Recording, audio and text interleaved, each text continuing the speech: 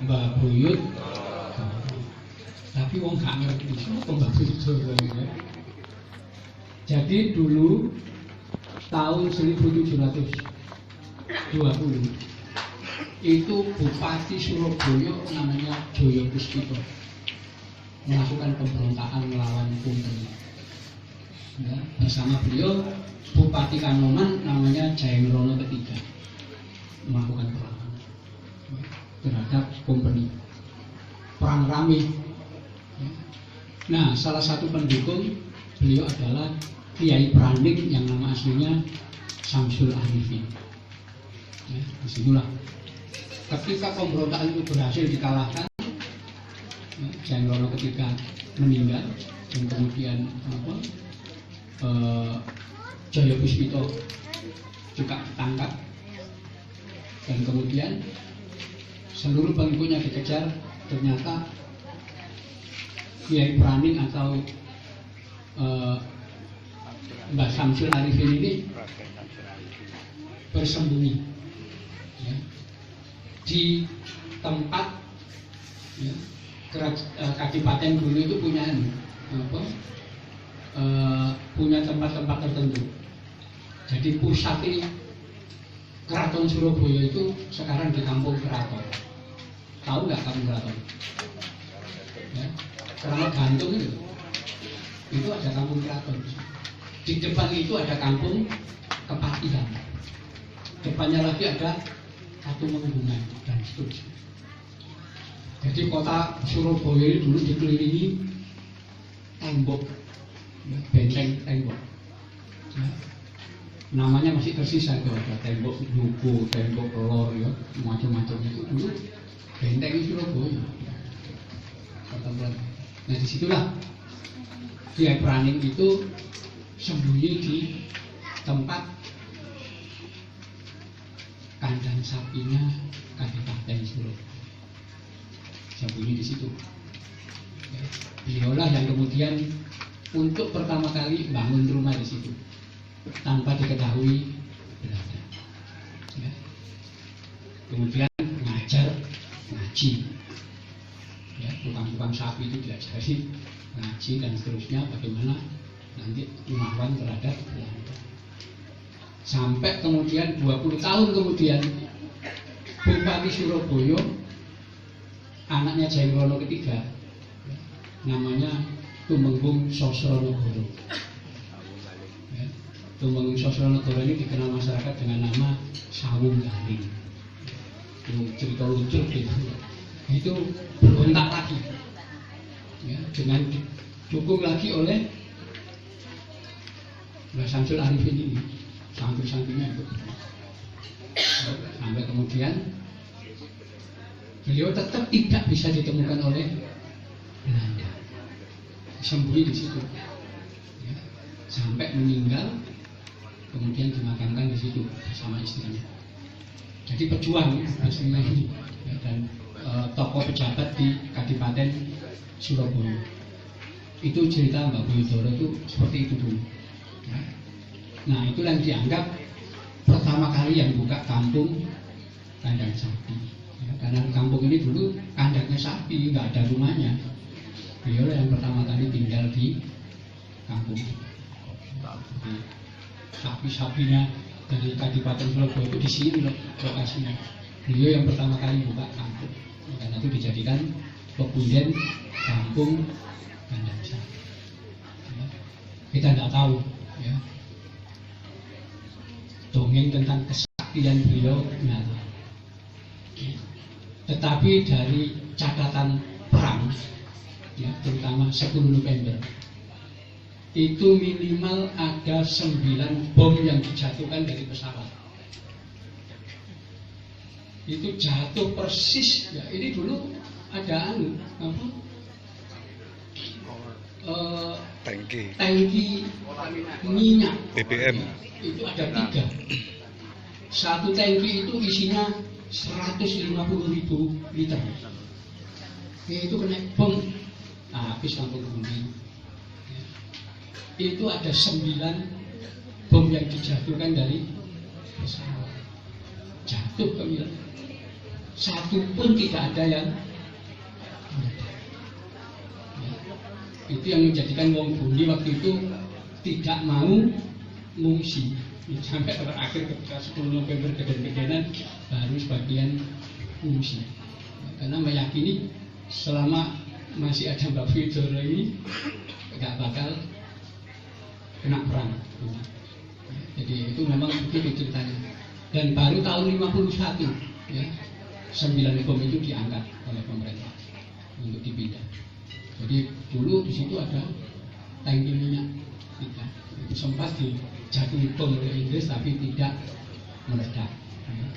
Saya tidak tahu apa makam Mbak Widoro itu sekarang masih ada. Ya, tapi itu memang tradisi warisan zaman kuno orang menghormati pendiri kampung pertama. Ya, itu ceritanya nanti tolong dicatat ini untuk riwayat kampung Ganasari, kampung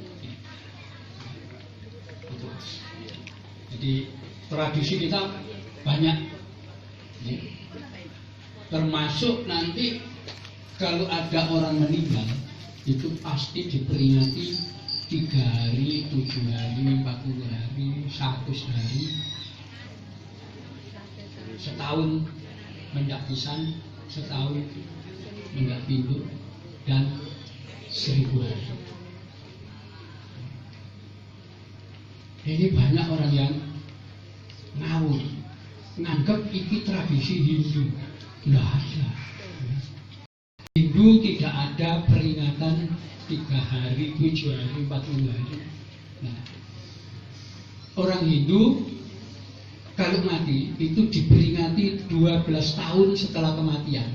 Namanya upacara serada. Ya. Dari mana peringatan ini? Dari ajaran Islam. Jadi para wali dulu ya, itu menganut paham ajaran Torekot ya, yang disebut martabat itu atau martabat 7. Ya, seluruh itu terdiri dari 7 hal. Ya. Langit aja 7 tingkat, swarga 7 tingkat, neraka 7 tingkat. Semuanya kayak begitu. Orang sholat juga begitu. Sholat itu gerakannya 7 gerakan. Mulai berdiri, takbir, rukuk, berdiri, sujud, duduk ikhtiras, sujud, 7. Tidak sah sholatnya seseorang kalau tidak membaca Al-Fatihah. Berapa ayat tuh? 7.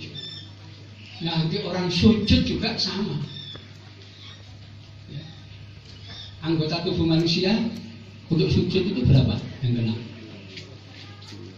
2 telapak tangan, 2 lutut, 2 kaki, dan 1 7.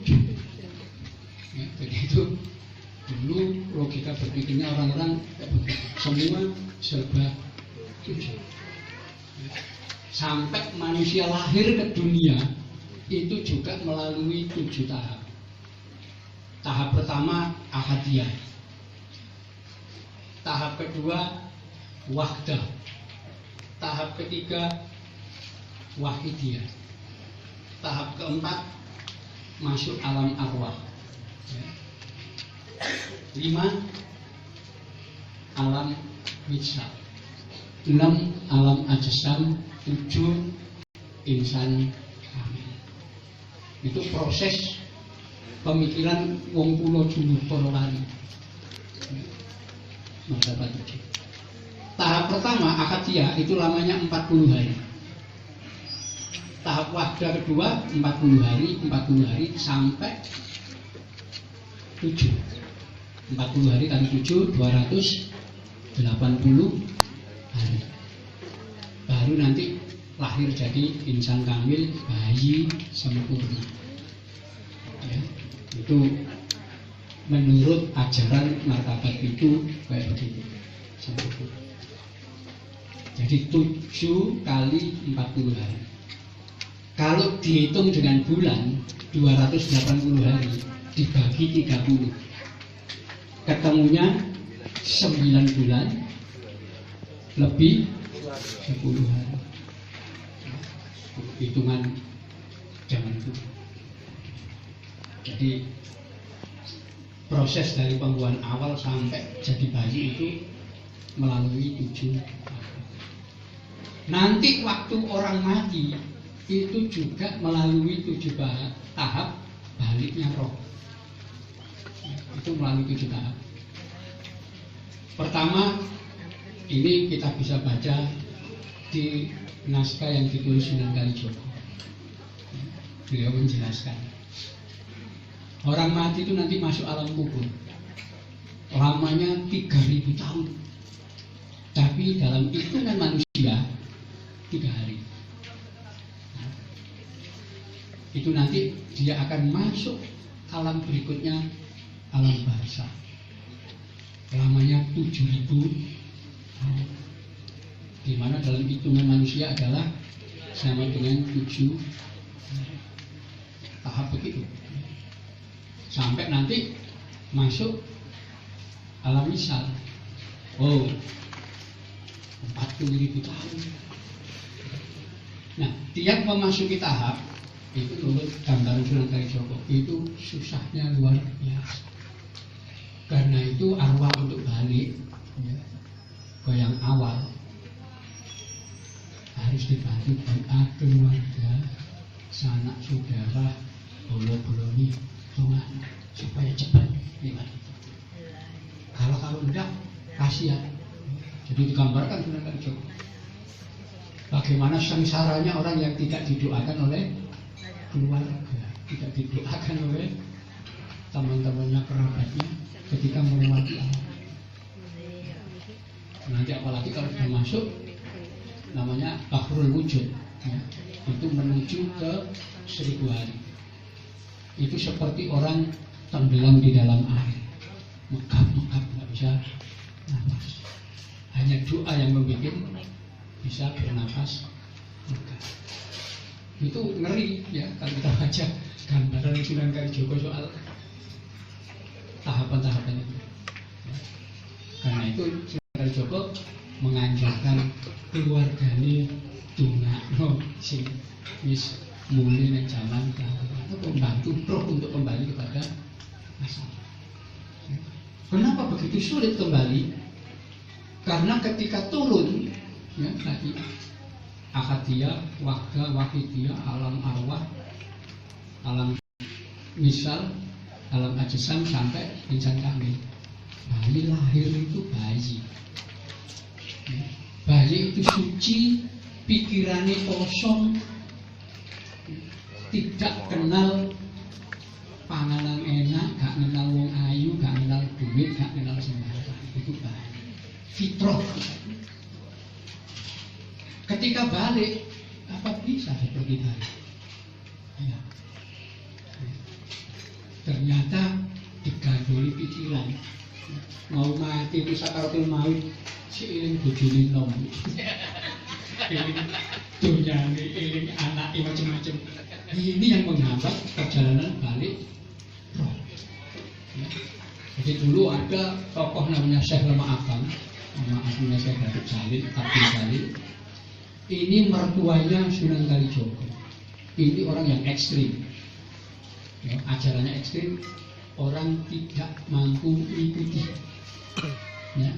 Jadi kalau mau mengikuti Syekh Lemah Ampang, ya, atau dikenal Syekh Siti Jenar, orang lahir bayi nek mati kudu koyo bayi, tidak boleh lagi ingat sesuatu.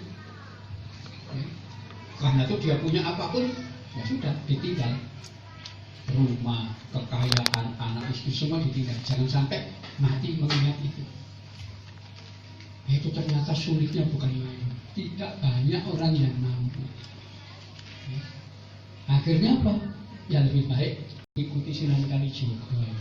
Jaga nudumuni keluarga, sanak kerabat untuk kembali. Jadi susahnya orang balik itu hanya karena apa? Kegandolan pikiran duniawi. Untuk balik seperti bayi itu sulit. Sampai Kanjeng Nabi dawuh, ya, mangkana akhiru kalam la ilaha illallah dakhalal jannah. Sapa wae sing akhir uripe gak eling apa-apa, ya, kecuali nyebut gak ono apa-apa kecuali Allah. Niku kaya bayi gak eling apa-apa.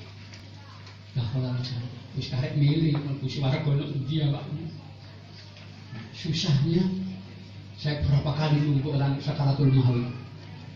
Ya, itu hampir tidak pernah ketemu orang yang benar-benar lali sembarang koyok bayi. Masih ingat. Nah itu sudah lupa harta benda, lupa kekayaan. Ini tadi tiba-tiba ingat istri mudanya, dipanggil namanya. Wah, itu susah ya. Jadi itu. Jadi ini tradisi itu, ya, ndongakno wong mati 3 hari, 7 hari, 40 hari itu adalah warisan ini, ajaran martabat itu.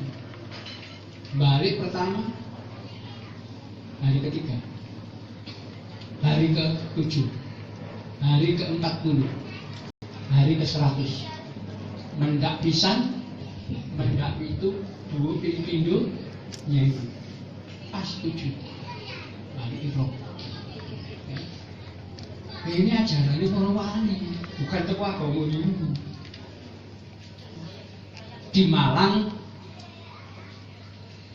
tiap ada kematian pasti peringatan 3 hari 7. Mriki sik wonten. Nggih. Itu tradisi wali songo. Artinya memang ajaran Islam. Karena menurut Sunan Kalijogo yang sudah melewati ini tahap itu, waktu Mi'raj Burhani mengetahui bagaimana sengsaranya orang yang rohnya kembali. Kata ini ngomong ini salah tompo dipikir iki ajaran Hindu, ajaran ini para wali, ajaran Islam. Dan itu wonten hadis, wonten riwayat Islam. Kenapa? Karena ajaran dari agama Islam. Jadi ini kita kita lestarikan, jangan sampai hilang. Karena kalau sampai ini hilang, kita sudah kehilangan identitas sebagai bangsa Indonesia. Termasuk wonten Islam Nusantara. Ini asli ini mau digagas zaman Gus Dur ya. Dari ini sedo Gus Dur itu mikir aja program globalisasi ngentekno wong Indonesia itu kudu diawasi. Kenapa? Program globalisasi semua identitas lokal kayak selamatan itu harus dihilangkan. Etnis, bahasa harus dihilangkan, jadi global.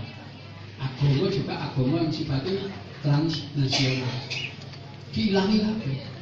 Nah, nek dihilangi Indonesia iso hilang kayak wong Kurdi, hilang kayak wong Spanyol, hilang kayak wong Filipina. Di situ. Tahun 2010 saya dan teman-teman melakukan penelitian di desa-desa sing 100% NU di sekitar pesantren NU ada 2010. Apa globalisasi sudah masuk di situ? Ternyata sudah. Ketika kita kumpulkan taman kanak-kanak, nama anak-anak di taman kanak-kanak kita kumpulkan, ternyata kita terkejut. Hasilnya desa yang mayoritas NU wis berubah. Ya. Anak-anak taman kanak-kanak, ya, dari daftar namanya tidak ada lagi yang namanya Darmaji, ya. Aji Suko, ya. Nggak ada lagi nama Bambang, ya. Namanya sudah berubah. Arfando, Joni, Ronaldo, ya. Macam-macam nama berubah. Sudah berubah nama barat. Yang perempuan sama. Kita tidak lagi menemukan anak perempuan desa yang namanya Marfu'ah, Serinatun, nggak ada. Apalagi Wariem, nggak ada. Ya. Sudah berubah. Cornelia, Adelia, Madonna, luar desa berubah. Dan tidak ada satupun anak-anak waktu itu yang nyebut, ya, orang tuanya dengan sebutan emak, ibu, apalagi mbok. Semua nyebut mama. Wah, iki wong NU wis berubah iki dadi barat kabeh. Ya, di situ sampai kita lihat ada keluarganya itu, bibitnya anak ini sudah tinggal di kampung luar, dia kangen sama keponakannya, jemput ke sekolahan. Waktu jemput ke sekolahan, murid yang dijemput ponakannya keluar, melihat bibitnya dia langsung teriak, bibit, langsung bus tante, nggak boleh nyebut bibit. Wah, ini waktu berubah, hilang ini. Mungkin apa pengaruh globalisasi? Lo benar ini. Yang namanya kesenian tradisi itu sudah elek-elek kesenian. Wayang, anak-anak kita tanya, dalam wayang sing terkenal sopo? Nengalah, gak ada yang tahu. Tapi nama band, penyanyi band tahu semua. Nah ini tradisi nonton jalan kepang itu dianggap sudah desa rendah. Jadi ini semua nonton di sini. Wis berubah. Yang namanya terbang jidor itu orang tua-tua, anak muda sudah nggak mau. Tahlilan itu sudah tinggal orang tua sama anak kecil, anak muda sepeda motoran keluar, geng-geng grup motor, itu ke kafe-kafe, nggak mau mewaris. Wah, itu kita NU ini caranya. Disitulah akhirnya kita punya gagasan, karena masyarakat sudah berubah akibat pengaruh globalisasi. Ayo kita kuatkan lagi NU-isasi, meng-NU-kan wong NU sing kehilangan NU-nya. Ya, di situ. Nah, tapi waktu itu teman-teman pertimbangannya begini. Kalau kita pakai istilah NU-isasi, itu nanti orang luar tahu bahwa NU ini sedang krisis, mengalami perubahan. Lebih baik pakai istilah yang tidak mengundang kecurigaan. Istilahnya apa? Islam Nusantara ini. Oke, setuju. Itulah jalan, teman-teman. Ayo, ya. Perumahan-perumahan yang belum ada jamaah tahlil, bentuk jamaah tahlil. Yang belum ada selamatan, bikin Islam. Pokoknya tradisi. Pesantren-pesantren yang sudah maju, ada SD Islam, SMP Islam, SMA Islam, sampai perguruan tinggi Islam. Tapi ngaji salafnya hilang, ngaji sorokan Bandungan hilang. Nah, ayo kita hidupkan lagi. Kenapa yang namanya pesantren itu? Karena ngaji model sorokan Bandungan ngaji salaf itu kita hidupkan lagi. Tradisi-tradisi yang dulu tradisinya wong NU. Jadi Islam Nusantara itu sebetulnya bukan aliran baru, tapi program meng-NU-kan wong NU sing kelangan NU. Ya. Karena sekarang banyak itu perumahan-perumahan itu banyak wong NU tapi gak suka tahlilan kan, karena dianggap ketinggalan. Wah, itu kita hidupkan. Ziarah kubur lagi bentuk jamaah-jamaah ziarah wali limo, wali songo. Itu sebetulnya itu program Islam Nusantara, bukan aliran. Nanti ngomong karepe dhewe ditafsiri Islam Nusantara sak karepe, sebetulnya bukan.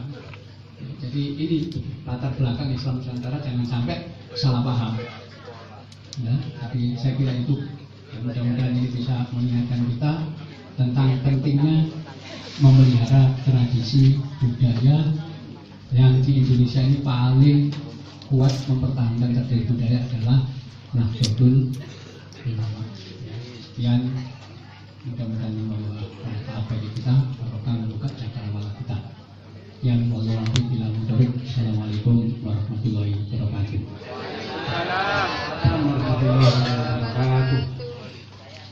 Bapak Ibu hadirin sekalian yang kami hormati, sebelum beliau Barokah diucapkan lisan Indonesia jadi berkah, jadi berkat. Menurut kita berkat itu apa? Tadi sudah diuraikan bagaimana puasa sempurna. Bahasa Arabnya kafat, itu kafatan. Kafatan itu jadi upatan. Mana? Afum, jadi apa? Ini ciri orang Indonesia. Kenapa?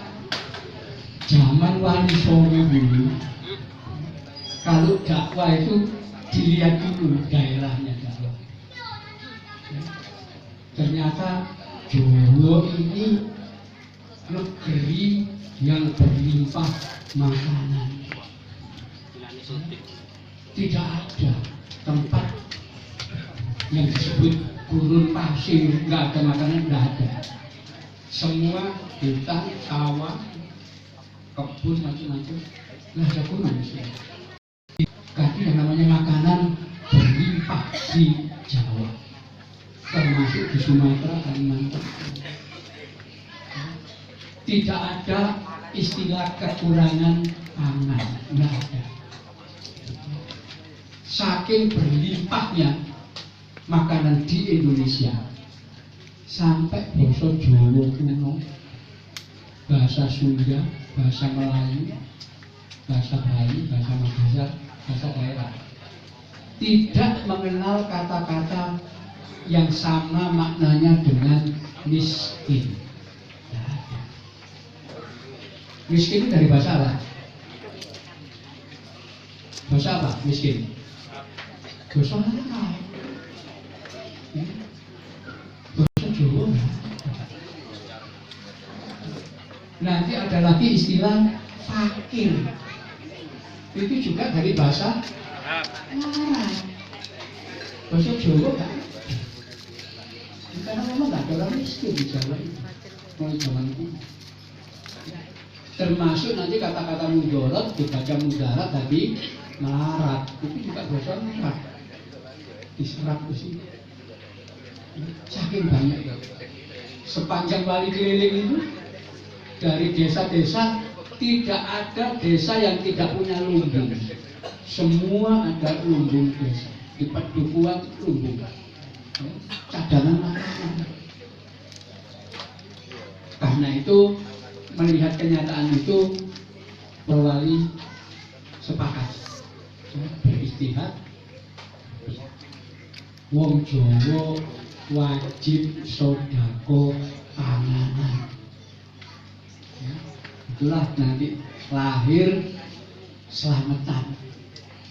Diambil dari kata-kata selamat, selamat, bahasa Arab tuh. Makan nanti selamatan. Nggak ada selamatan bunga itu gak makan. Mesti makan. Kanduren dari kata-kata kanduri itu bahasa Persia. Tradisi di Persia sana mirip bunga ke leluhur. Baru zaman Majapahit nggak ada selamatan kanduren, nggak dikenal. Baru kenyataan. Jadi aslinya karena menyaksikan wilayah di Nusantara terutama Jawa tidak ada yang kurang pangan dan seterusnya. Ya, itulah wajib sudah melalui selamatan, banyak selamatan anak baru lahir wis berokohan. Nanti 7 hari setelah itu wah puput pusar selapangan terus sampai nuduh lemah macam-macam sampai nanti hitam sampai nanti kawin itu semuanya.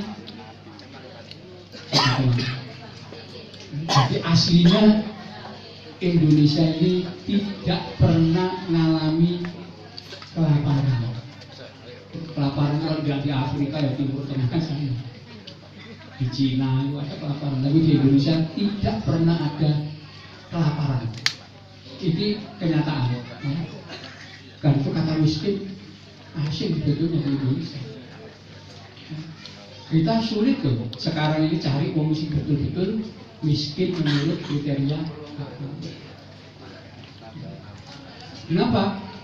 Saya kira-kira 3 bulan yang lalu nyuruh anak-anak untuk survei ketika dusun di desa tempat saya tinggal di Mangga.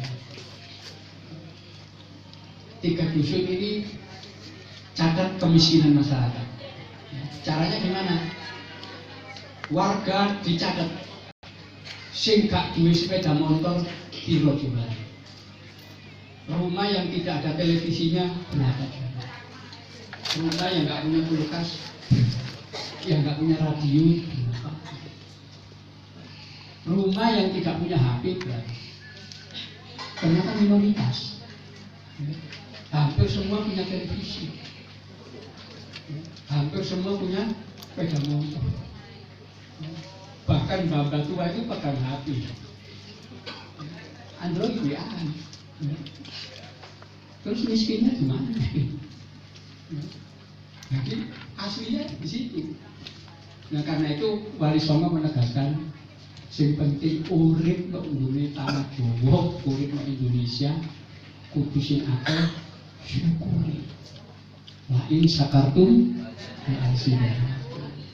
Sing syukur bakal ditambah-tambah nikmati. Karena itu semuanya bayangannya makanan. Karena memang negara yang berlimpah itu harus penuh kesyukuran.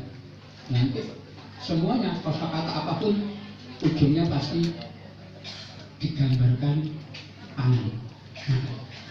Karena memang jadi zaman Wali Songo dulu wong Jawa itu pari itu sampai buang-buang. Kenapa? Dari lumbung sudah disimpan setahun setengah, rusak pari dikeluarkan untuk makanan kuda, makanan macam-macam. Karena memang karena itu harus disedekahkan. Itu. Jadi pemanahan itu nanti memang ujungnya ke makanan sedekah. Ini tadi kemudian yang apa? Yang ke yaitu antara apem dengan pisang hijau. Ya, itu digambarkan kita di makanan. Kemudian yang kedua yaitu sejarah pemasaran Bahdudoro beserta silsilahnya dan mungkin sejarah Gundi terjadinya perpindahan dari kandang sapi ke Gundi. Ya. Jadi insya Allah nanti akan kita susun itu sejarah itu karena memang ada riwayatnya nanti. Dan saya kira kalau Dinas Pariwisata purbakala juga warga kita kan ada ya, itu Mas Agung itu provinsi apa dinas pariwisata, nanti bisa menghubungkan ke situ sebagai situs untuk memang ada anggaran untuk itu. Nanti insya Allah akan kita susun riwayat itu. Ya, kita harapkan ini nanti jadi apa bagian daripada wisata religi di Surabaya, karena masih banyak sebetulnya. Hampir tiap kampung di Surabaya masih ada punden, masih dan kali itu kali asin itu masih ada. Tapi biasanya sudah tidak terawat lagi. Gitu.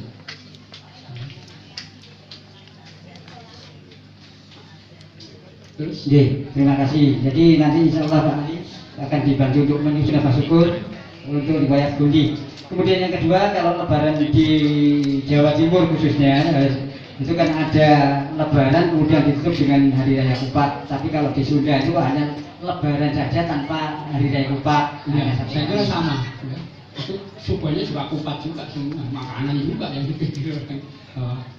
Kesempurnaan apa puasa Kapatan itu jadi Kupatan sama. Jadi zaman kuno zaman Majapahit tidak ada Kupat itu. Nah, makanan baru zaman Islam itu.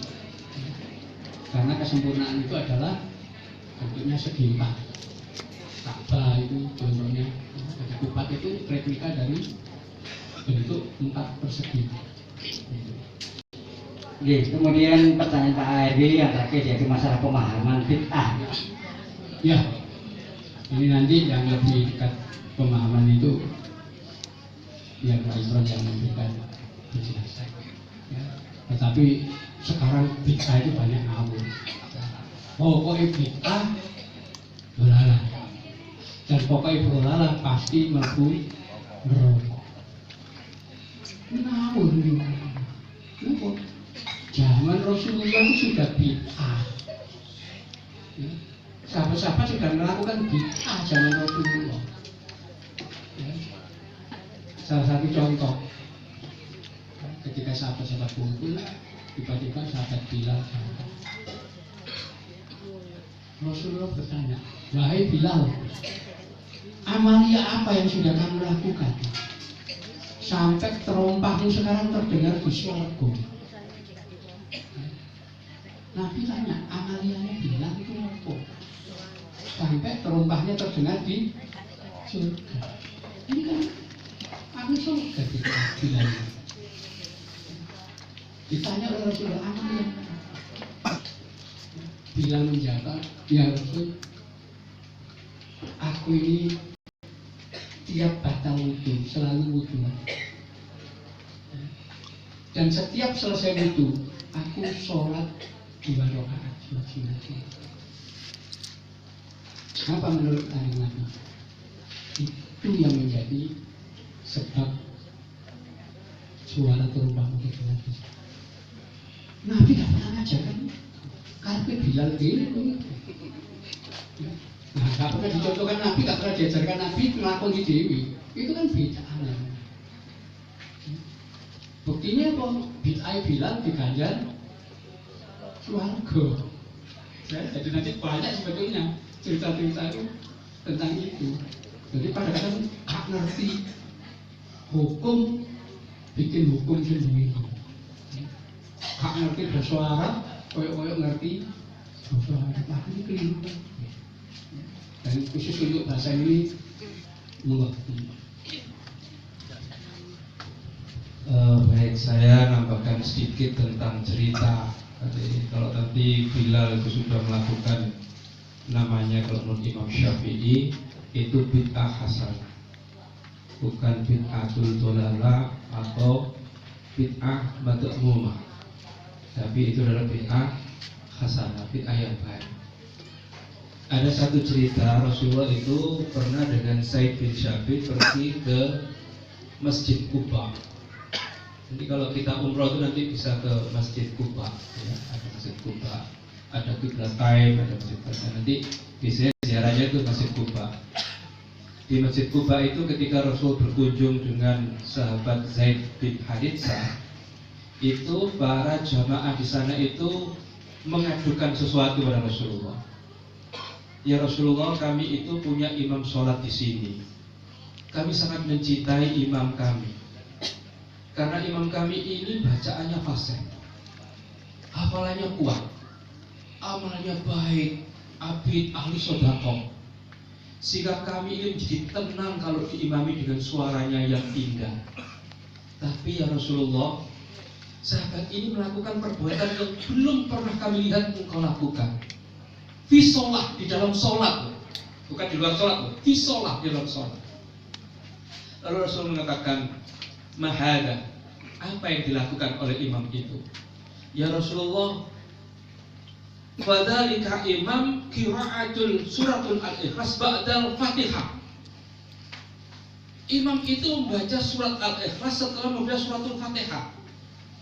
Jadi ghairil maghdubi alaihim waladdallin, amin, gitu ya. Imam melanjutkan, bismillahirrahmanirrahim, qul huwallahu ahad, Allahus samad, lam yalid wa lam yulad wa lam yakul lahu kufuwan ahad, inna fi khalqis samawati wal ardi wa ikhtilafil laili wan nahar. Ayat lain dibaca. Nanti rakaat kedua juga begitu, setelah amin baca lagi surat al-ikhlas, baru baca surat yang lain. Sehingga para sahabat mengatakan, kami belum pernah melihat Rasulullah menjadi imam membaca surat al-ikhlas ba'da Fatihah. Rasul itu melihat, wah ini bid'ah ini. Panggil imam itu ke sini.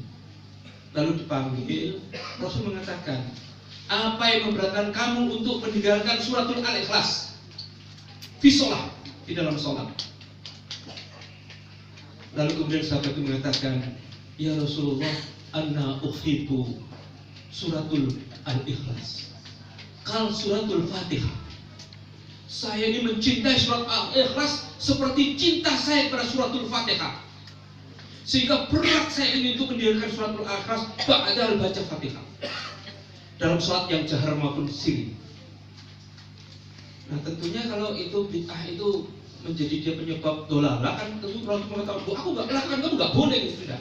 Tapi Rasul mengatakan, wa kana tuhibul suratul al-ikhlas anta dakhalatul jannah.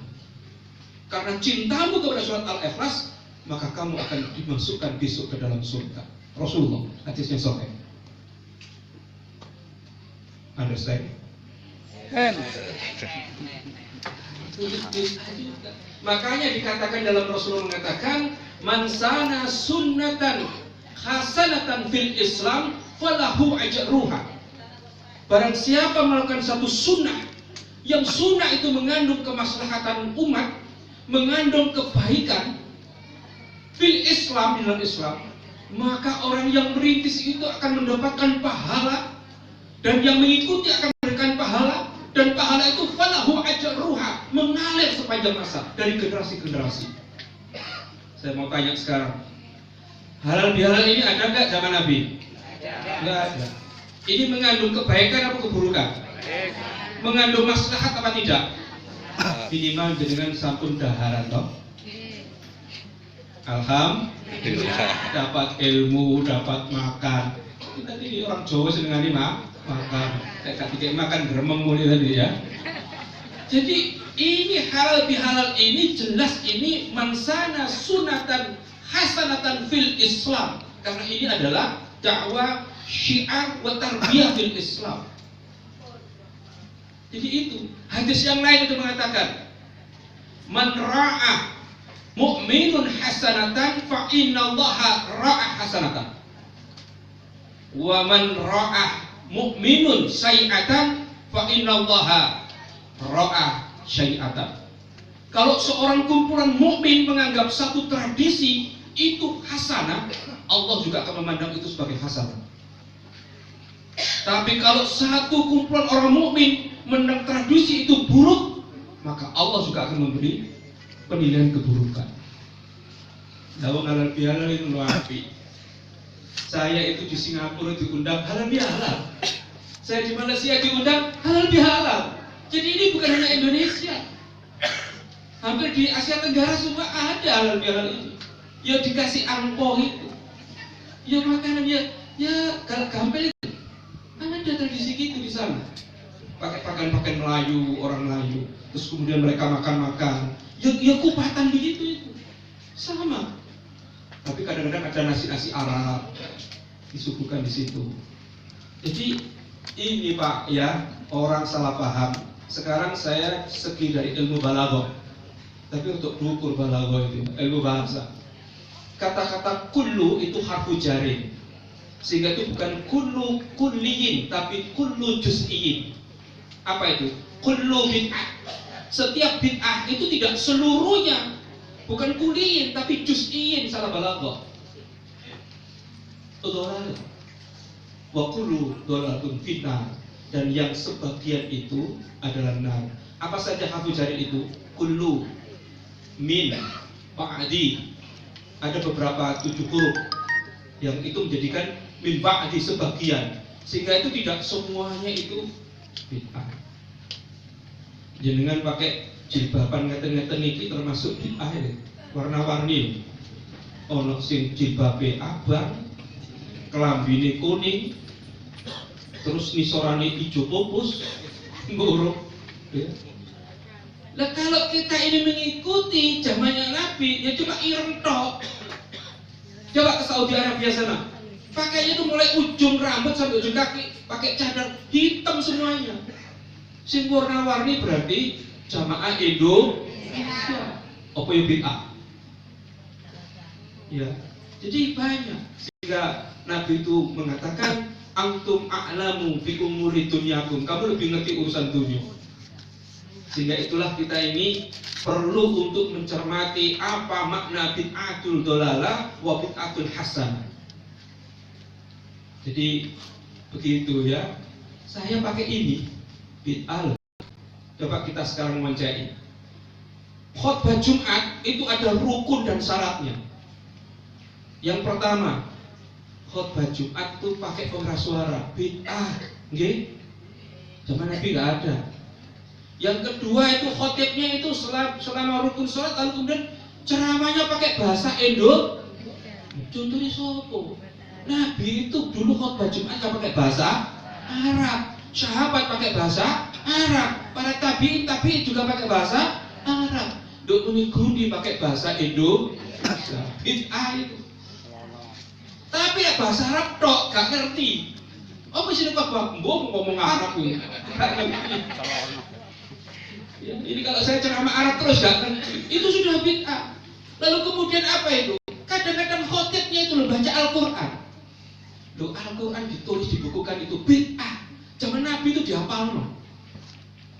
Itu kan baru ada zamannya Sayyidina Umar disempurnakan, zamannya Sayyidina Utsman baru dikasih harokat, dikasih titik, zamannya Sayyidina Ali.